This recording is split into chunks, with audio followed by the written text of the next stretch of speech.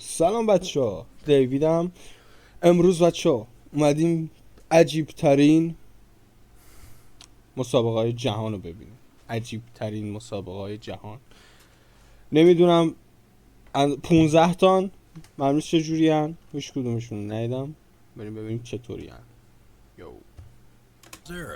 Some are dangerous and others are just plain bizarre. So put your game face on and join us for the top 15 most rare and unusual sports in the world. Number 15, Quidditch. Let's kick off our list with something a little goofy. And even though the sport is essentially made up, the game of Quidditch has managed to leap off the page and onto our muggle fields. Harry Potter fans were so captivated by the airborne sport that they managed to create their own version that's a little more accessible. So you won't need a flying broomstick to play this version of Quidditch. And believe it or not, people can get pretty intense out there. These real-world enthusiasts typically play on a field hockey pitch or hold brooms between their legs as they run around trying to catch the quaffle, avoid the bludgers, and of course snag that illustrious golden snitch. But seeing as how magic isn't real, players have to improvise, usually having someone dressed in gold act as the game-winning ball, and run around the field as fast and as frenzied as their muggle legs will let them go. This form of Quidditch started out at a few colleges in the United States, but when word spread like wildfire, it quickly spread all across the country. All of these games, though, are intramural, so don't expect to see it officially recognized anytime soon. Sometimes it's just about having fun. Number 14, Sepak Takraw.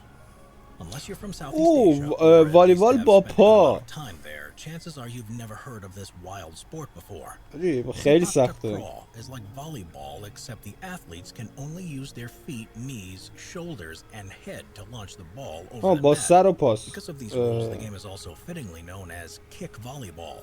And if you think this sport looks tough, you're right. It's not the type of game you're gonna find children playing at recess. The amount of athleticism required in Sepak Takraw is astounding.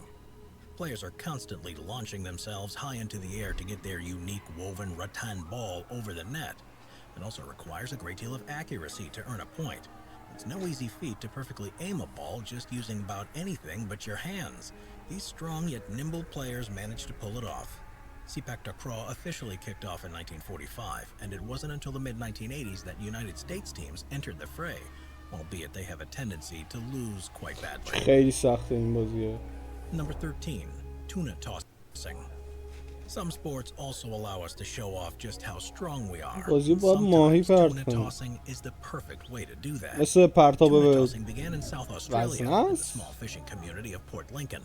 Whether they came up with the idea because they were bored or had too much tuna is anybody's guess, but the stories say that it was inspired by the local fishermen tossing their catch onto their trucks with such force that they decided to make it an attraction at a local festival. The rules of tuna tossing are quite simple. Whoever can throw one 20-pound tuna the farthest is the winner. Maybe if they're lucky they can take it home, although what even the best chefs can do with a beaten-up 20-pound tuna is anybody's guess. The festival and sport are still going on to this day, but officials have found a way to keep things a little cleaner, and maybe even some tuna in the process by having the participants chuck around a giant rubber fish instead. Number 12, toe wrestling. There's Greco-Roman wrestling. There's arm and even thumb wrestling. But toe wrestling? Yeah, you heard that right. Toe wrestling isn't all that different from arm wrestling. Only this time around, players are doing their best to pin their opponent's toes for 3 seconds. And if you're competing in this unusual sport, you better have cleaned your feet and cut your toenails, because if you haven't been able to figure it out already, this one is done barefoot. Players have to alternate between their left and right feet over 3 rounds in this winner-take-all style event. Men and women are put in separate divisions, but there are no weight classes here, so the bigger the foot, the better the chances of quite literally crushing the competition. And for those with a true competitive spirit, the World Toe Wrestling Championship has been crowned winners for the last 5 decades. Number 11, hot dog eating contest. This one isn't so rare. When it comes down to it, a hot dog eating contest is downright unusual.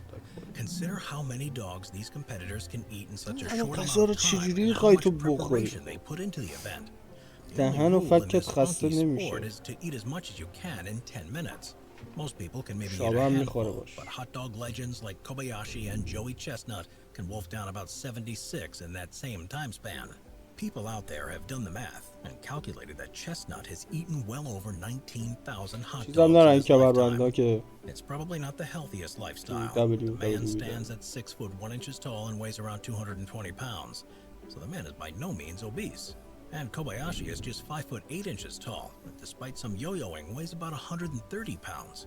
And while the annual Nathan's Hot Dog Eating Contest at Coney Island isn't the only competitive eating event in the world, it certainly has garnered the most attention and prestige. Number 10, man versus horse marathons. It is hard enough running a marathon against a fellow trained athlete in peak physical condition, but what about racing a horse? Do you think anyone even stands a chance? Well, probably not. But people have been trying every year in Wales for the last few decades. It all started out in a pub in 1979 when Gordon Green and Glyn Jones argued over who would win in a marathon between a horse and a man. It's a strange argument to have, but sillier things have been uttered late at night at the pub. Ever since then, the annual 22-mile marathon is held in Welshtown, Wales, where men and horses pony up to see who's the fastest.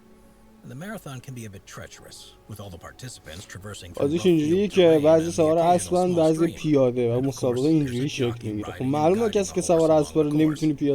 If someone does manage to beat the horse, then they win a hefty cash prize of $40,000.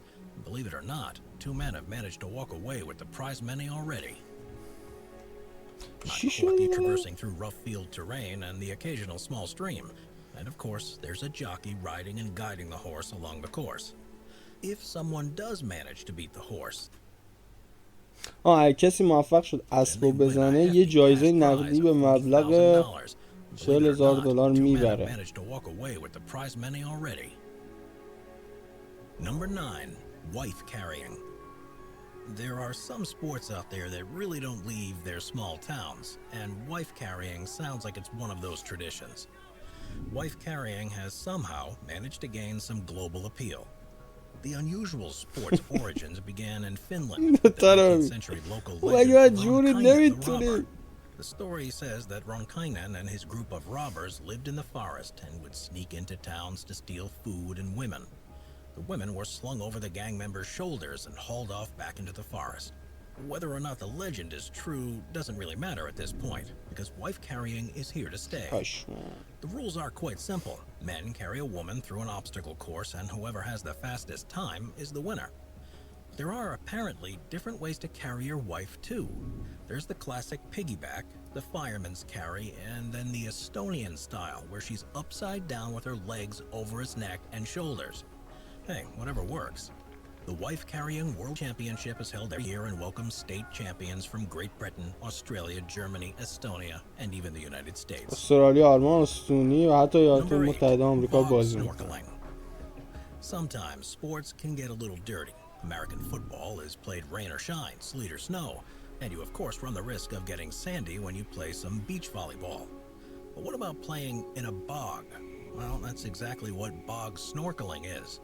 And while you may not be rolling around the mud and gunk, participants are certainly getting down and dirty in there. Another odd sport with roots in a Welsh town. The bog snorkelers are decked out in their flippers and snorkeling gear and have to complete 2 lengths of the 60-yard trench. It may sound easy, but to make it harder, you're not allowed to use your hands. Feet only.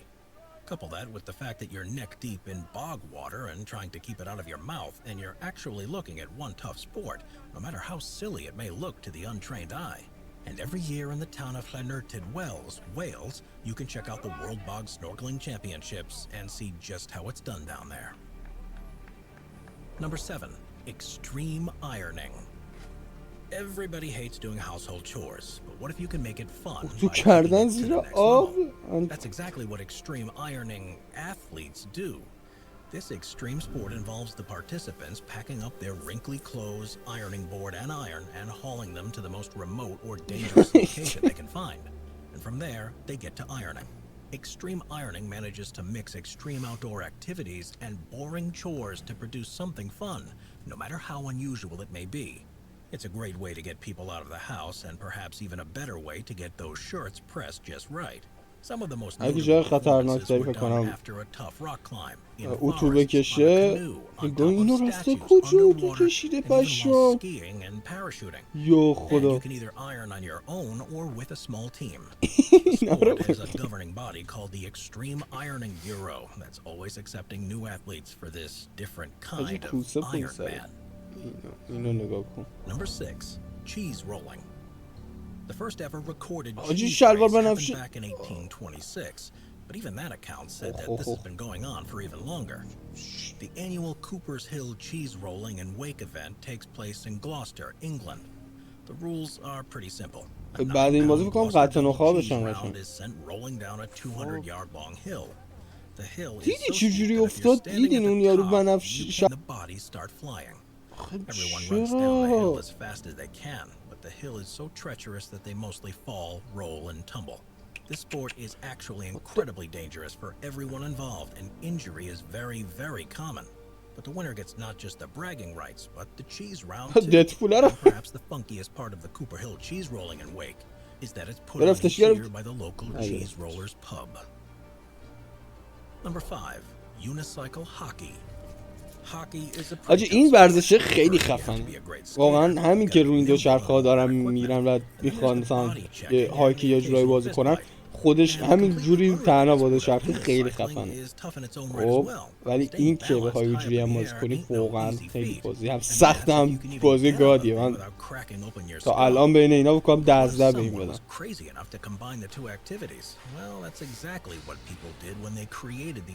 خیلی دلم خواهی یه دونه چرخ یا دو چرخه داشته تک یه چرخه Players get on their unicycles, grab a hockey stick, and go to town. There are 5 players per team, and the biggest rule here is that both feet must be on the unicycle at all times. The arena is set up pretty similarly to an ice hockey rink, and the goals are placed so that players can ride behind them as well. This is another rare sport that manages to have a governing body, the International Unicycling Federation. Number 4, competitive worm charming. Worm charming, also known as worm fiddling and worm grunting, is a method of extracting worms from the ground. The worms are usually used for fishing or to collect bait, sometimes maybe even to make compost. Worms are sensitive to vibrations in the soil because it typically means a mole or other subterranean predator is closing in and looking to make a meal of them. So when someone goes out worm charming, they vibrate the soil to scare the worms and bring them to the surface. But in certain more rural parts of the world, people have managed to turn this into a sport. Enter the world of competitive worm charming. All the participants have to do is lure as many earthworms out of the ground as they can in their allotted area within a specific time. There are a handful of techniques that get these creepy crawlies up to the surface, but the most common, most accessible, and most popular is to just tap the ground rhythmically until the worms start showing up. Teams will consist of the charmer, catcher, and counter. And these slimy competitions are held from Texas to Ontario to Cheshire. Pumpkin chunkin'. Pumpkin chucking is a pretty simple sport, but how it's done, maybe not so much.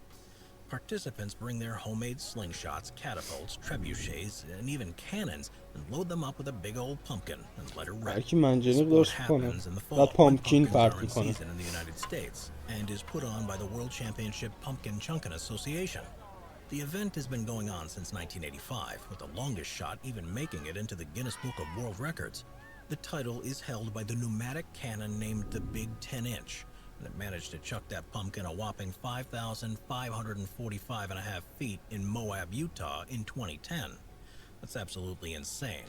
People can get pretty creative when it comes to their prized pumpkin chuckers. Just try and make sure that you're not standing on the other end of the field when one of these wild fall events is going on. Number 2, caber tossing.